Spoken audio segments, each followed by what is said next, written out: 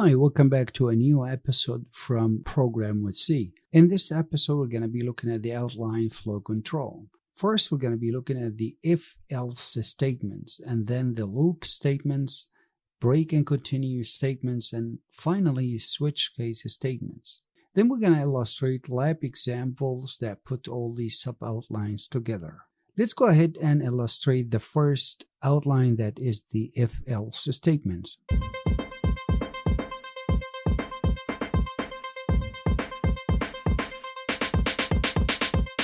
Essentially, the if-else statements is a very important concept when it comes to any programming language. In C programming language, there are 4 different structures that you can actually understand while you are trying to implement any given task that requires the use of if-else statements. Let's start with the first most fundamental structure. Before that, I would like to emphasize the fact that looking at any piece of code, you must imagine your code as a kind of blocks. So in each block, there is some certain process that actually has taken some kind of input and then process it and is going to produce some sort of output. This output is going to be an input to a next block, and so on and so forth. Now, this cycle of blocks could turn again and again until we terminate the application altogether. So you have to imagine that, because later on when we speak about some technical aspect and the power of C programming language when it comes to get us so close to the physical memory on the device, then you're going to appreciate the idea of blocks at the first place. But for now, I want you to imagine that if we have a piece of code, we have essentially some previous block and then a current block and then next block. And you could see here on the screen, I am illustrating the previous block and the next block. Now in the current block, this is where the if-else statement is going to take place. So let's imagine that the previous block is giving us some sort of an output. Then we're going to take this an output and it's going to be an input to the condition box. Now this condition box is what is all if-else statements all about. Essentially, we take an output and then we pass it to that condition. Somehow we are asking a certain condition whether it's a true or false. Now, if it happens to be true, I want you to do something. And once you are done with that, I want you to move to the next block. Let's imagine if the condition was not met. That means we're going to actually do nothing and just pass to the next block. This is the most essential and fundamental use of if-else statements. You could see in this diagram there is no else, that was only if. We check the condition. If it's true, we do something, otherwise we just move to the next block. Let's try actually to illustrate that with a simple example here using a C programming code. For example, assign to that task to display a number if it is negative or not. So first we're going to start with the include, which actually we have discussed in the previous episode, to import this header file, and then we're going to create the main function. Now once we create the main function, of course we're going to call on to define an identifier, let's call it a number, and assign of a type integer. Then we're going to prompt the user to enter that integer. We're going to scan the value the user is going to enter. Now this is a complete block. And we saw that the block has kind of an input that we receive a value from the user and then we process, we print on the screen. And now it's the time to take that kind of input, which is the number in this case, and we're going to pass it to the condition box. In the condition box, and this is the essential use or syntax in C programming language using if statement. So basically we write the if keyword, and then we place the condition within brackets. In the brackets here, we say whether this number is less than 0 or not. Now, if this condition happens to be true, what we're going to say, you enter this particular digit. Now, as long as this condition is true, you're going to expect that this value is going to be printed. It means we are printing a negative number the user is entered.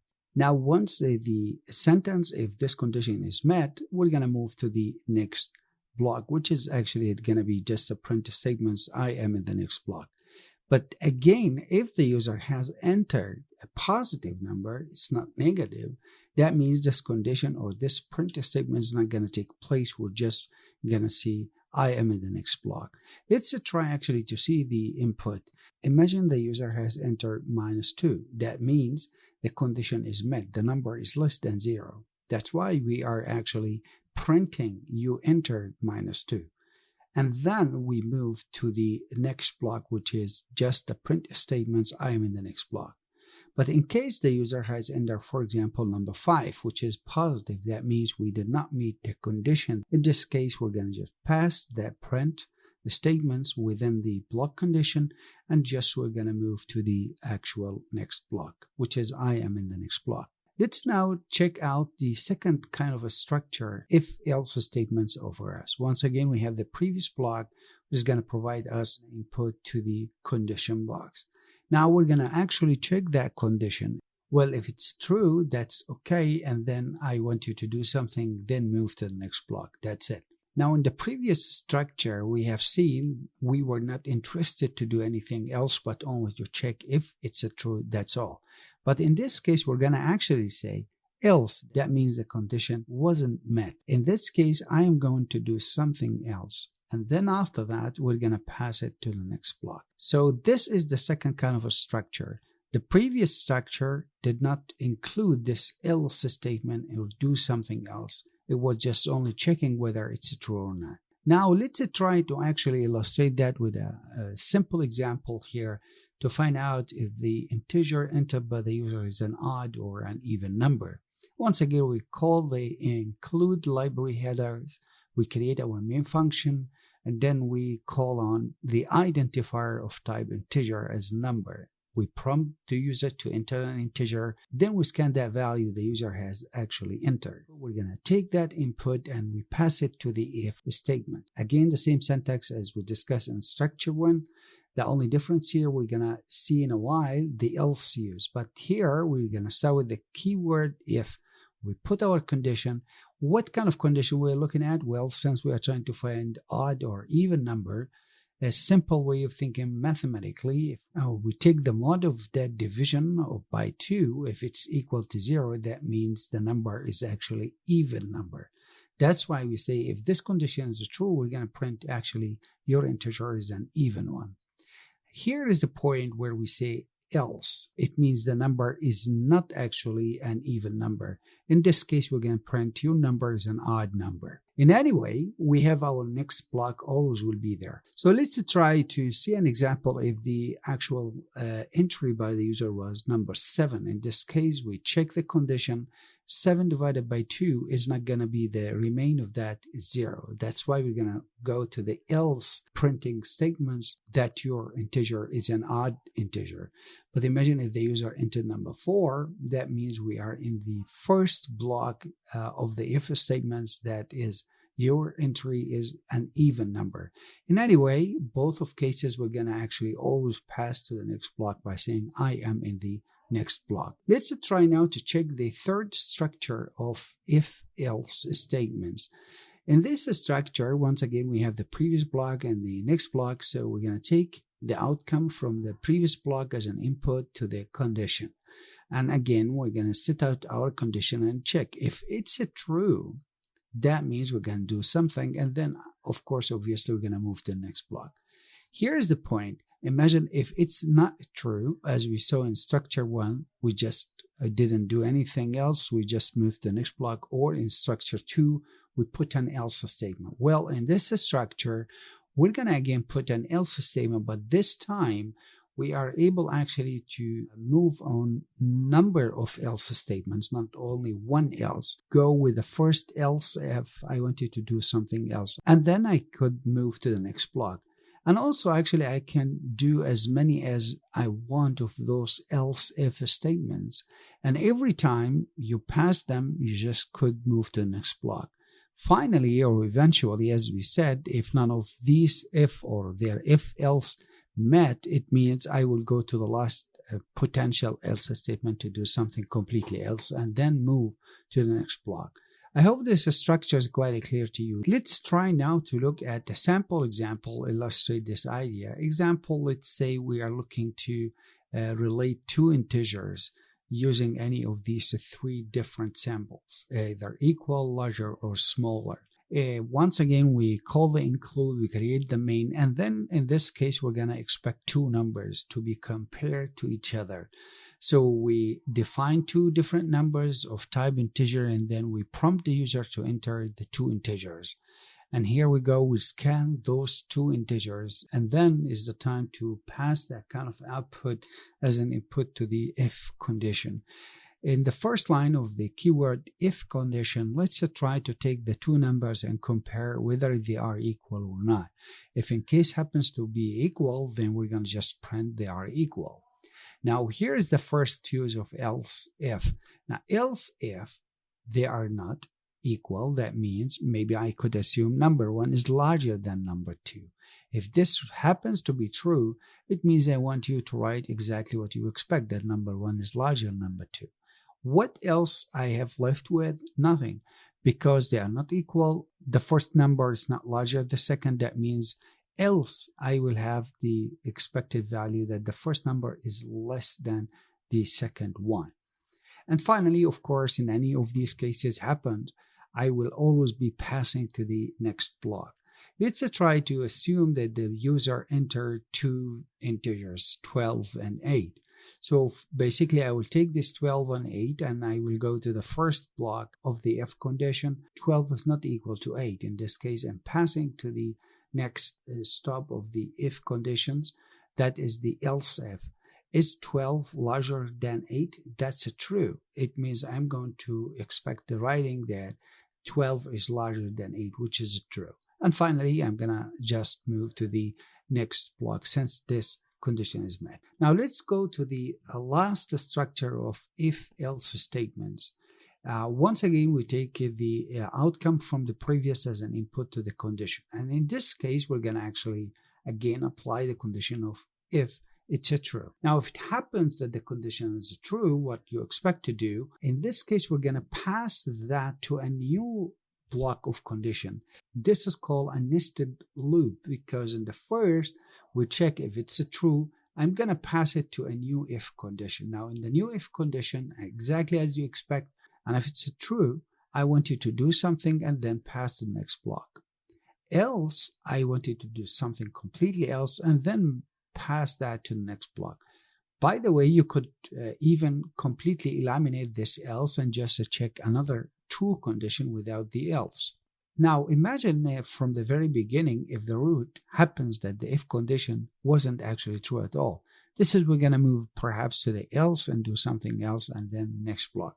Once again, you could even eliminate this else block at all, just to check for true condition anyway. Let's try to find out the two integers which we have done in the previous example using if-else statements. In this time, we're going to use a nested loop. So you could see here, we could actually execute the task in many different ways using any of these structure in if-else statements. Now, what is the difference? Once we speak about the technical implementation on the RAM or in the physical address location in the memory, then you will understand which one actually is best to use at different scenarios.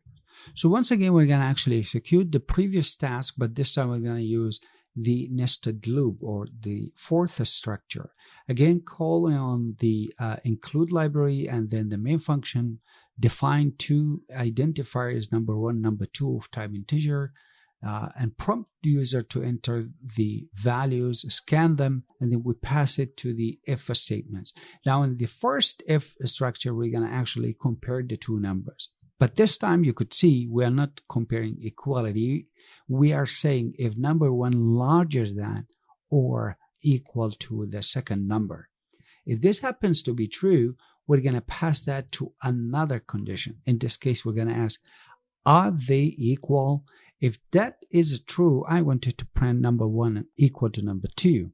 Now, I will ask you to think, if this isn't true, what we have left absolutely is only that number one larger than number two, because in the main condition, we said larger than or equal to. So equal is not true. That means we left with the larger than. That's why we're saying number one is larger than number two. How about if the actual condition of larger than or equal is not true?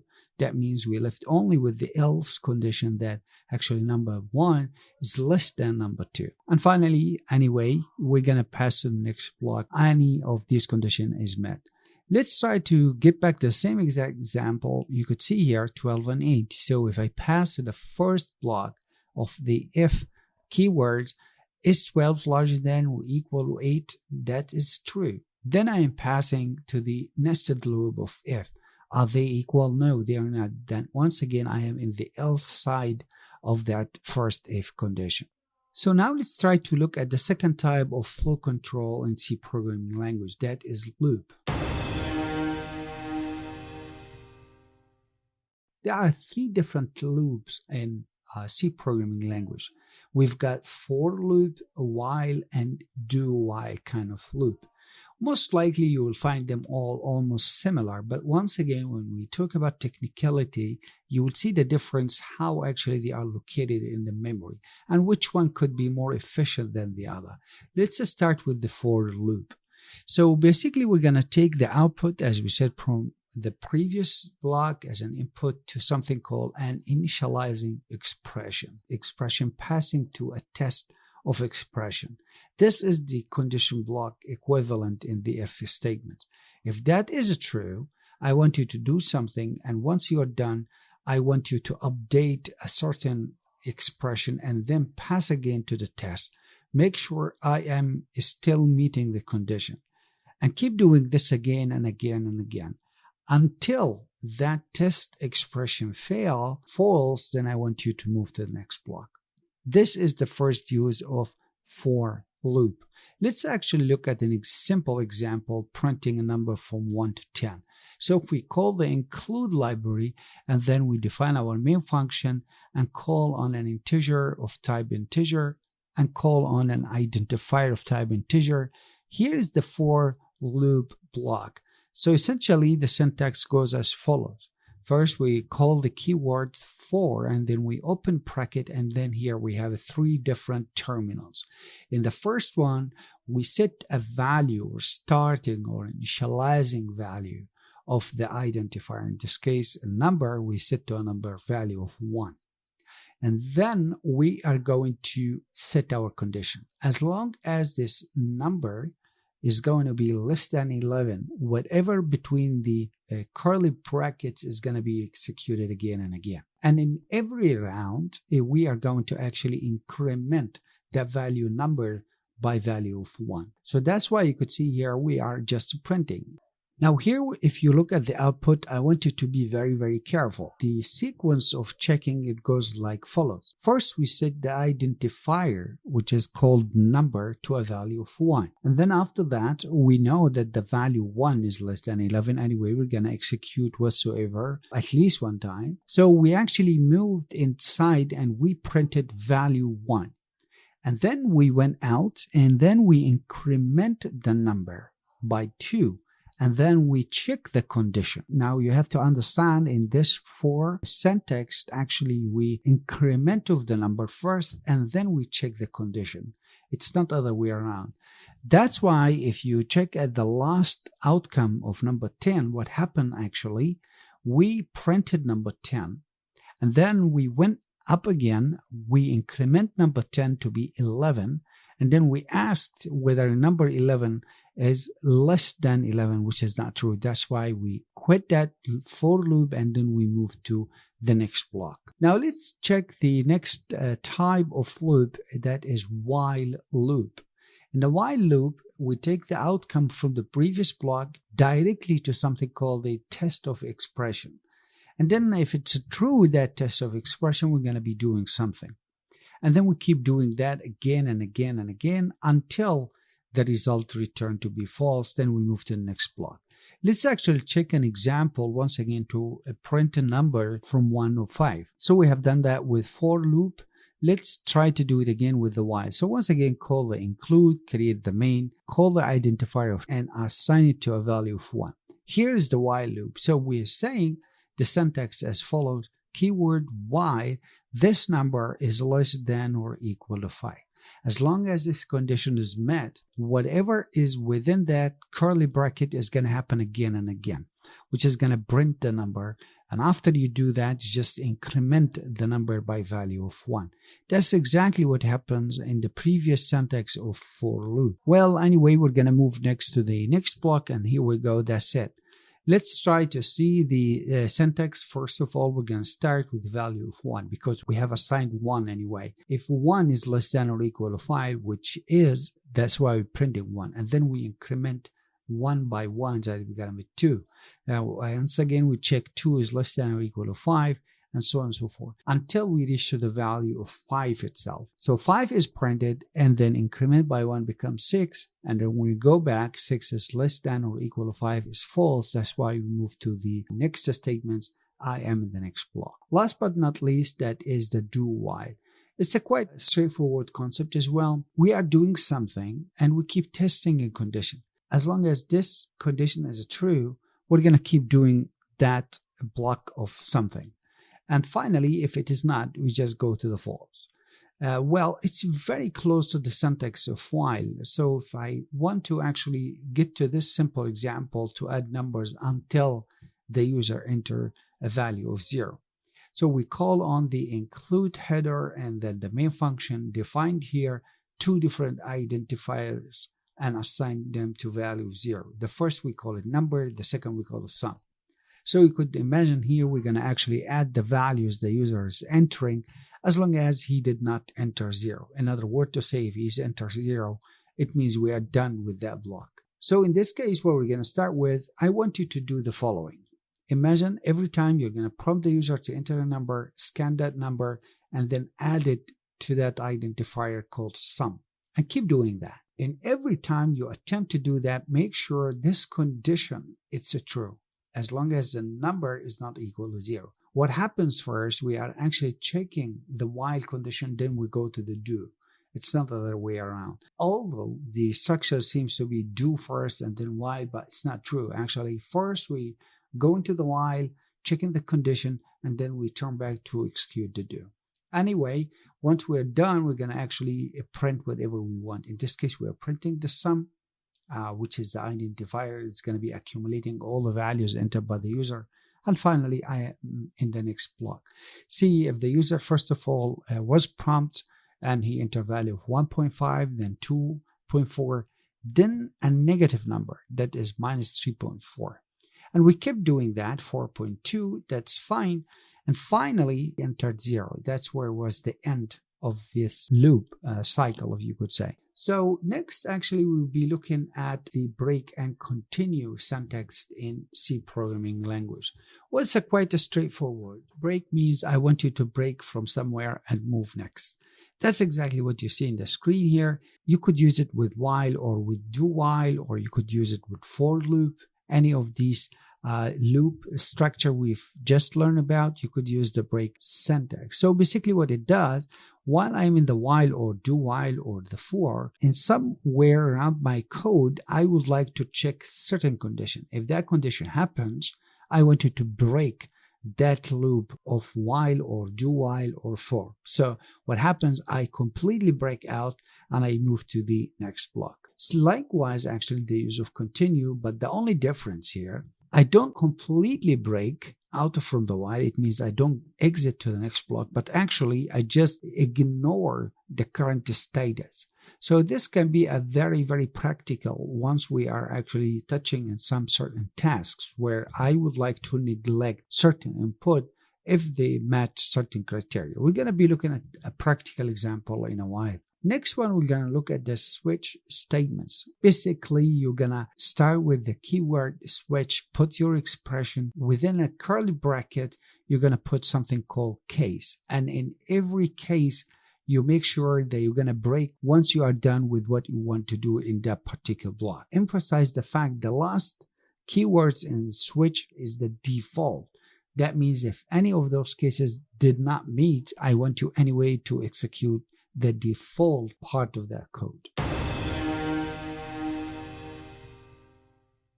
It is the time to execute a number of flags. In our first task, let's check whether a character is a vowel or a constant entered by the user. So once again, I am here in my code block as we have done before, but this time we're going to create a new project just like I've done before, console project, our first task, as we said, we're going to check whether an entry of a character or letter the user is entering is a vowel or not. Now we know when we speak about vowels in English language, we have 5 vowels. We've got the A vowel, and then we've got the E vowel, the I vowel, the O vowel, and finally the U vowel. By the way, you're going to keep in mind those vowels are written in a lowercase.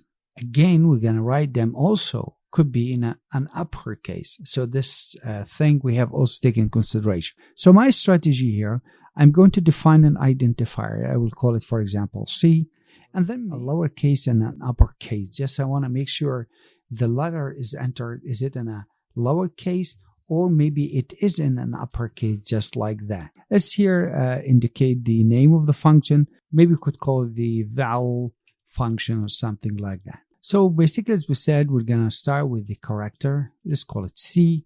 And here's what I'm saying. Let's define a type of integer. It's fine. Let's call it a lower vowel.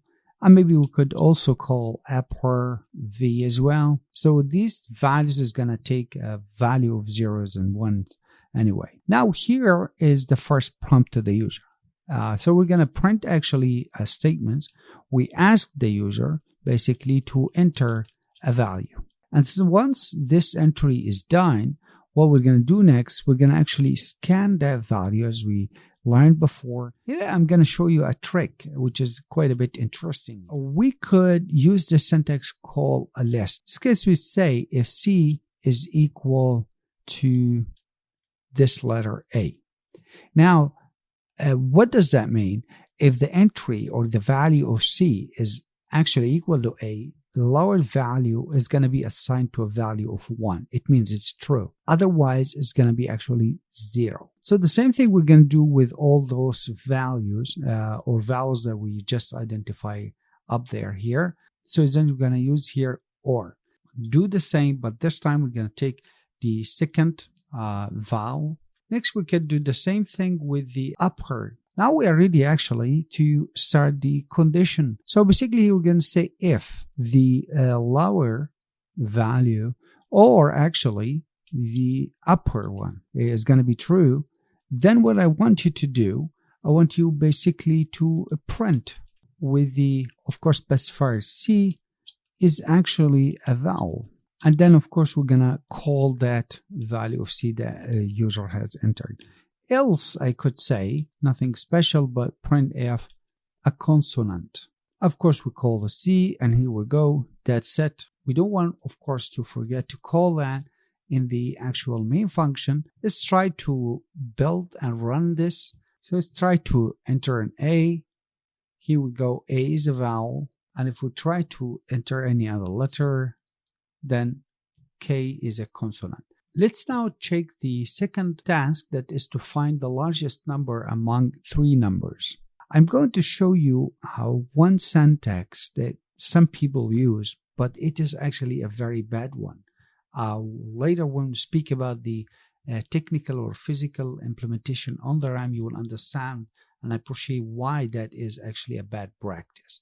So let's go ahead and actually let's call large function. I will call a double kind of identifiers. It's called number 1, number 2, and number 3. All right. Prompt for the user to enter 3 numbers. And of course, we're going to scan these numbers as we have seen before. And of course, we don't want to forget the ampersand of N1 to be assigned to the first one, and 2, and finally to the last one of N3. And I will show you why this is a bad practice. Some people prefer to do as following. So they go to the F and say, well, if N1 is larger than or equal to N2, and I mean the double condition, N1 is larger than or equal to the N3.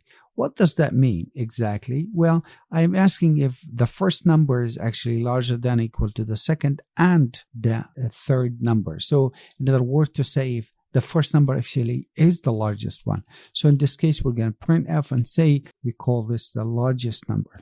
And do the same thing, but this time you're going to make the comparison of the second number. Of course, you're going to just make the changes accordingly just like so. And finally, you're going to do the same thing, but this time is going to compare the third number. And here we go.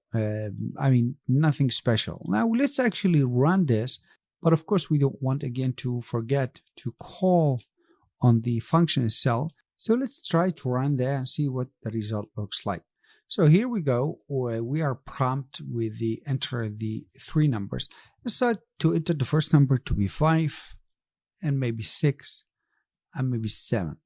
So we see the third number should be the largest one. So what happened actually if I click enter now, as we expect the result is going to be 7, it's going to be the largest number. It's the true answer. But what really happened? So when we enter these three numbers, when we come to the first actually if condition, we took the 5 and compared it to the second number and to the third, which did not match. So that's why he did not print this.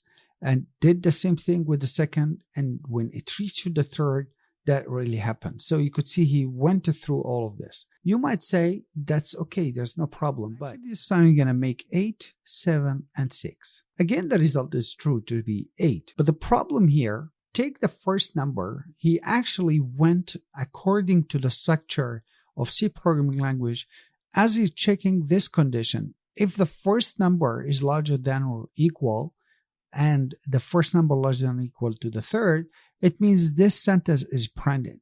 Now you expect he should actually move from here directly to the next block, but actually this didn't really happen because he is going to move to the next block and expect the next block to be just another if statement. So we didn't actually have to go to the next two if statement in that syntax. So this kind of a structure is quite a bit sensitive. You have to make sure you know exactly what you're doing. In this case, I'd rather use else if or maybe a nested loop or any other type rather than this particular structure. Because some people think, well, if he matched with this if, that's it. He will not go to any other if afterwards. No, it would actually the compiler go to the next if and then the third if.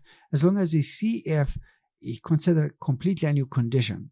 That's why this kind of writing structure or style is not the right things to do. Now the next task is actually to find a factorial of a number.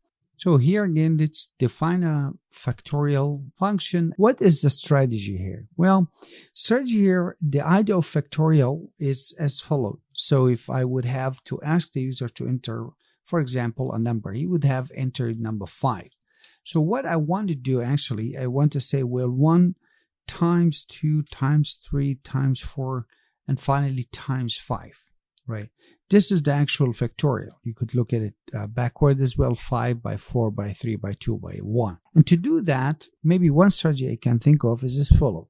Let's first of all define two identifiers, call it the number and some kind of incremental index. The factorial shouldn't have any value of negative. That's why what we want to do, we want to actually add the keyword unsigned, kind of a long identifier. This is one of the use of unsigned. We said if it is unsigned, means the value should be always positive kind of value. Once again, we're going to print here a sentence, a prompt to the user to enter an integer that we actually intend to find its factorial. The next thing we want to do actually to scan that value, we want to make sure that there is no entry of a negative number. This is a kind of controlling specifier for mistake. We can print a sentence, the number, maybe error, something like that, only positive number. This is an interesting way of actually handling errors. But else, that means the entry is okay. We are ready now to start actually our real work. Here we're going to use for loop. So you could see now the if statement was used to handle an error, but the actual operation we're going to use a loop or the for loop function. So we're going to start first of all with I. I we can assign to value of 1. This is the first value I is going to take. Is going to be actually our index. And then as long as this I is less than or equal to that n number, I want you to keep incrementing that I value. And then what I want you to do, I want you to do the following. I want you to take this value of factor, the identifier which we set to value of 1. It's of a long type.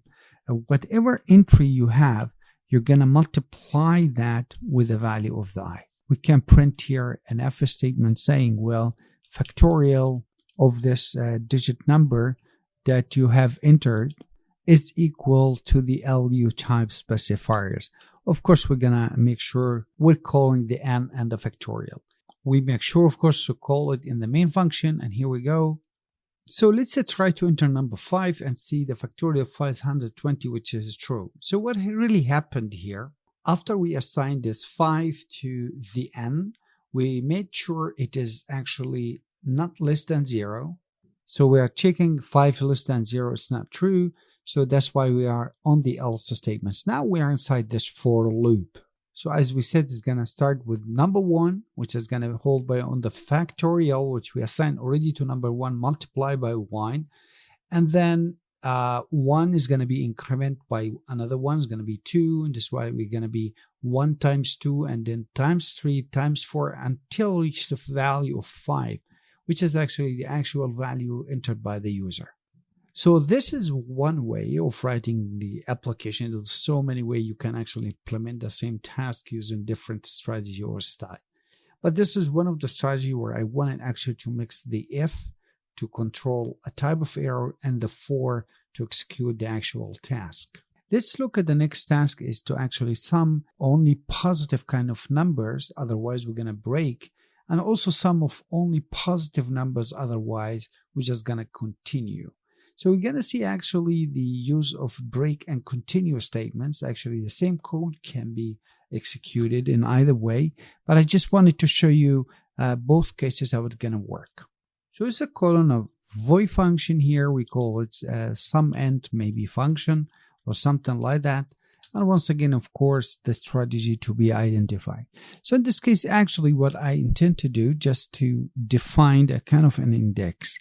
And then we're going to define the type of the number and the sum. The number is going to be the numbers that be entered by the user, and it's going to be added every time to the total sum in some way to say. Let's actually start first of all by identifying kind of an index. This we can call maybe a kind of a double, and we call it number and sum. All right.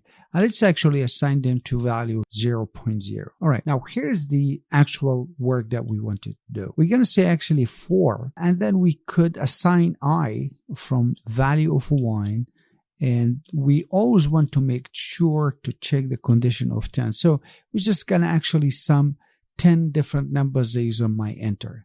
Well, we can make it 5, that's enough. And then after that, of course, we're going to increment I by a certain value as we always set. And here we go. We're going to actually, first of all, print the prompt to the user to enter kind of a digit. So in this sentence, basically, we're just saying enter number. And here we're going to say, well, enter the first number, the second, the third, the fourth, and the fifth. So you could see here the index in general will be identified in this case. All right. And let's just scan every number actually the user's entering. We are done actually of that. But the basic idea here, we want every time to add that number to the entry. Yeah, so we are actually summing up the numbers. Hey, say if the number actually that we are intent to do is less than 0 or something like that, what I want you to do, I want you to break. It means stop. This is an isolated condition while this for is keep doing. It's actually loop 5 times since we define only 5 numbers can be entered by the user. And basically what we want to do is to take the sum and just add it every time to that number entered by the user. Nothing special actually. And as we are done from the for loop, finally we're going to make a call on a print function to say, well, the sum that you have done is equal to whatever the value. Here we go. That's it. Of course, we're going to make sure to call it in the main function. So here we say enter number 1 or y1 here because we have seen here we are actually assigning the index number 1. Let's say it's 3 and then maybe 2 and 2 and 2 and 2. And here's the sum. is to be 11, which is actually a true answer. Now let's run, but this time I'm going to actually show you what happened when we actually touch this particular condition. This time I'm going to enter -5. Now what happened actually in every entry I'm making, this condition has been checked, whether the number I'm entering is less than 0. So this time actually the number is less than 0. What will happen here, you could see he broke the for loop and didn't even finish the 5 entries that we were talking about, and just sum whatever was the previous one is all about. This is the meaning of break. Now instead of break, if I would have to say only continue, that's it. You could see now what will happen, something I would say -2. You see, ask me to continue, no problem. So once again, I'm going to enter 2 and 2. So the result in this case is going to be only 8. And so he just ignored that entry of -2 because I am saying just continue, but only ignore that entry. This is one of the use of actually continue and break statements. Last but not least, let's try to design a simple calculator using the idea of a switch case. Maybe it's the best I can think of a good practical example. Let's define again some sort of void, call it calc function, and then once again we need to design the strategy. So basically a simple idea of an operator or a simple calculator is just actually to take an operator which can be one of the 4 of addition, subtraction, multiplication, or division, and maybe 2 numbers, and then we apply the operator in them. So first of all, let's define actually a character of type operator. It's going to be holding one of those operations, and then actually a double number could be first and maybe second. And then this prompt the user actually to enter the operator that we're talking about. But here maybe it's with a helping message, we could actually tell the user what kind of operator we have. So once we are done, what we want to do, we're going to scan that actually operator entered by the user. Now again, we're going to prompt the user, but this time we're going to actually ask him to enter 2-digit. And of course, we want to scan that entry by the user. Now here's the switch case, and it's really powerful positioned. So first of all, let's take a switch case. And what we are actually comparing, the operator. When we have case of operator looks like this, that means we are looking at an addition. Basically, we're going to print maybe the entry of the first number, something like this, plus the entry of the second number. And then we'll say, well, it's going to be equal to the value of whatsoever you entered. And after that, we're going to break. Actually, this exact syntax can be applied to all the other operators. Maybe one more important thing to consider, just make sure the second number will never be 0. This is another condition, just maybe check out before you even move to the switch case. It's a kind of handling errors anyway. So once we are done with all the cases, we're going to define something called the default. So anyway, this is going to happen if in case an error occurred. So if an error, none of these condition happens to be right, we're going to say, well, there is an error. Maybe the operators is not match or something like that. So let's try to run that. Here we go. So we say, well, enter the operator. Let's try with multiplication, for example. Enter 2-digit. Let's try to enter 2. And second one, 6. And as I expected, 2 times 6 is equal to 12. So that was all for this episode. Looking forward to see you on the next one. Stay tuned. Till then, cheers.